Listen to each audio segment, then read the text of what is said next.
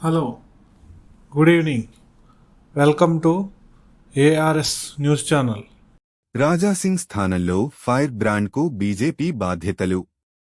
తెలంగాణ పైన బీజేపీ నాయకత్వం special focus చేసింది.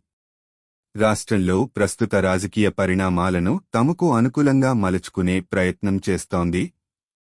అందులోనూ గ్రేటర్ పరిధిలో పట్టు పెంచుకునేందుకు కొత్త వ్యూహాలు అమలు చేస్తోంది. రాష్ట్ర పార్టీ కొత్త అధ్యక్షుడి నియామకం తరువాత గ్రేటర్ ఎన్నికలే లక్ష్యంగా నిర్ణయాలు తీసుకుంటోంది. రాజాసింగ్ రాజీనామా ఆమోదించి పార్టీ నాయకత్వం ఇప్పుడు ఆయన ఎమ్మెల్యే పదవిపైన అనర్హత వేట్ కోసం స్పీకర్కు లేఖ రాయాలని నిర్ణయించింది. రాజాసింగ్ స్థానంలో పార్టీ ఫైర్ బ్రాండ్ను రంగంలోకి దించుతోంది. గ్రేటర్ హైదరాబాద్ గత ఎన్నికల్లో అనూహ్యంగా బలం పెంచుకున్న బీజేపీ ఇప్పుడు రానున్న ఎన్నికల కోసం సిద్ధం అవుతోంది. కాంగ్రెస్, బీఆర్ఎస్, ఎంఐఎం వ్యూహాలకు ధీటుగా ఇప్పటినుంచే ప్రణాళికలు సిద్ధం చేసుకోవాలని ఆదేశించింది. త్వరలో జరిగే స్థానిక సంస్థల ఎన్నికల తరువాత పూర్తిగా గ్రేటర్ పైన ఫోకస్ పెట్టాలని ఆదేశించింది. ఇదే సమయంలో నగరంలో పార్టీకి కీలకంగా వ్యవహరించిన రాజాసింగ్ రాజీనామాను పార్టీ ఆమోదించింది. పార్టీ సింబల్ పైన గెలిచిన రాజాసింగ్ పైన అనర్హత వేటు వేయాలని స్పీకర్కు లేఖ రాసేందుకు పార్టీ నిర్ణయించినట్లు సమాచారం. స్పీకర్ ఆమోదిస్తే జూబ్లీహిల్స్తో పాటుగా గోషా మహల్కు ఉప ఎన్నిక వచ్చే అవకాశం ఉంది. దీంతో గోషా మహల్ స్థానంలో బీజేపీ కీలక నిర్ణయం తీసుకుంది. రాజాసింగ్ పార్టీని వీడటంతో ఆయన స్థానంలో మరో నేతకు గోషామహల్ బాధ్యతలు అప్పగించాలని పార్టీ నిర్ణయించింది.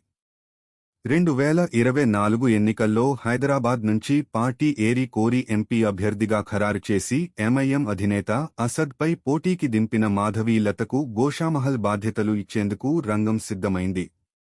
గోషామహల్లో పార్టీ పట్టు జారకుండా మాధవీ లత వైపు మొగ్గు చూపుతున్నట్లు తెలుస్తోంది. గోషామహల్ నుంచి బీజేపీ అభ్యర్థిగా రాజాసింగ్ వరుసగా గెలుస్తూ వస్తున్నారు. ఆయన ఎమ్మెల్యే పదవిపైన పార్టీ కోరుకుంటున్నట్లుగా అనర్హత వేటు పడితే బీజేపీ అభ్యర్థిగా మాధవీ లతను బరిలోకి దింపాలని డిసైడ్ అయ్యారు. అందుకోసం ఇప్పటినుంచే నియోజకవర్గంలో మాధవీ లతకు బాధ్యతలు కేటాయిస్తున్నారు. మాధవీ లతను 2024 ఎన్నికల సమయంలో బీజేపీ నాయకత్వం ఏరి కోరి ఎంపిక చేసింది.